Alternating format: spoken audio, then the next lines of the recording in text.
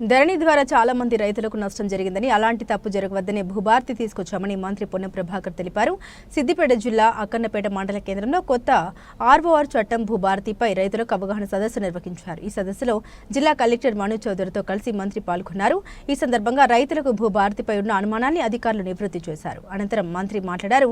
భూమి అంటేనే ఆత్మ గౌరవమని, అలాంటి భూమి వివాదాల్లో ఉండడం తదితర అంశాల పరిష్కారానికి ఈ చట్టం ఉపయోగపడుతుందన్నారు. ధరణి పేరు మీద 30 లక్షల మంది సమస్య ఉందని పిటిషన్ పెట్టుకున్నారని, ఆ సమస్యల పరిష్కారానికి రికార్డులు ఉండేలా భూభారతి పరిష్కార మార్గం ఉంటుందన్నారు.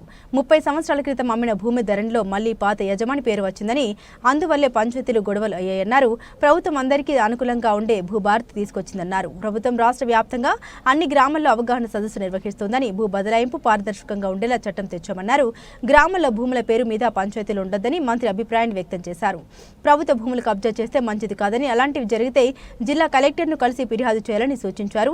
రాజకీయాలకు అతీతంగా ప్రభుత్వ భూములను కాపాడుకోవాలని కోరారు. భూషిస్తూ ఉంటే తమ భూమి అనేది తెలుస్తోందని కొంతమంది రైతులు సదస్సు దృష్టికి తీసుకొచ్చారని పేర్కొన్నారు.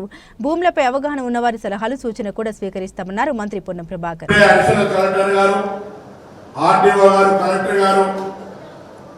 మీ భూములకు సంబంధించి ఏ విధమైనటువంటి పత్రాలు ఈ ప్రభుత్వంలో రక్షణగా ఎటువంటి వివాదాలకు తావు లేకుండా, ఇబ్బంది లేకుండా ఉండేటువంటి చట్టాన్ని, భూభారతి చట్టాన్ని తీసుకొచ్చి ఆ చట్టం గురించి మీకు అవగాహన కలగాలి అనేటువంటి ఆలోచనతో రాష్ట్ర వ్యాప్తంగా ఉన్నటువంటి 500 చిల్లర మండల్లో ఈ కార్యక్రమాన్ని నిర్వహిస్తారో ఈరోజు హుస్నాబాద్ మండలంలో జరుగుతోంది.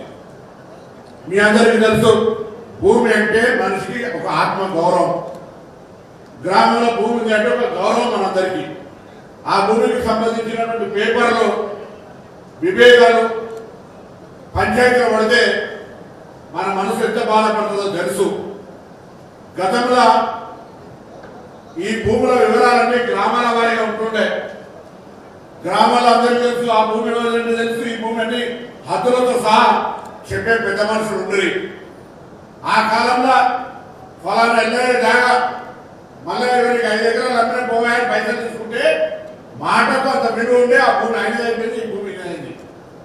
దాని తర్వాత కొద్దిగా మాటకు విలువ తక్కువైతే సాదా కాగితం మీద రాసుకొని నేను 2 ఎకరాలు అమ్ముతున్నా, ఈ భూమి అయినది అంటే ఆ సాదా కాగితమే ఒక పత్రం లాగా నడిచిన రోజులు కూడా ఉన్నాయి. దాని తర్వాత రిజిస్ట్రేషన్ దాకా వచ్చింది.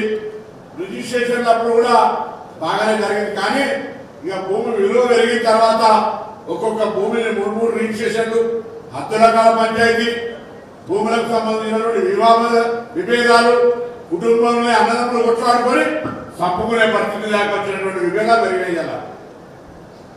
మరీ 2014 తెలంగాణ వచ్చినాక ఈ ప్రభుత్వం గ్రామ రెవెన్యూ వ్యవస్థ మొత్తంగా మార్చేసి వ్యవస్థ అంతా మండలాలకు పోయి, మండలాల నుంచి జిల్లాకు పోయి, జిల్లా నుంచి హైదరాబాద్ CCLA కార్యాలయంగా తమ్మొత్తుతేనే ఎవరి భూమి ఎక్కడుందని తెలిసే కార్యం వచ్చింది.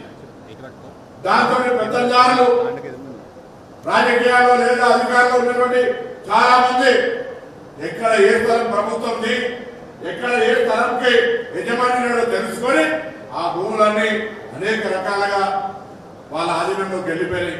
అందుకే ఇవాళ భూభారతి చట్టం ద్వారా భూమి ఎవరితో సమగ్ర విచారణ చేసి అమ్ముకోవడం, కొనుక్కోవడం అనే లావాదేవీలతో సహా అంతా చట్టబద్ధతగా జరగాలి. ప్రజలకు ఎక్కడ భూమి పరంగా ఇబ్బంది కలగతోని ఇలా భూభారతి చట్టం తెచ్చినాం.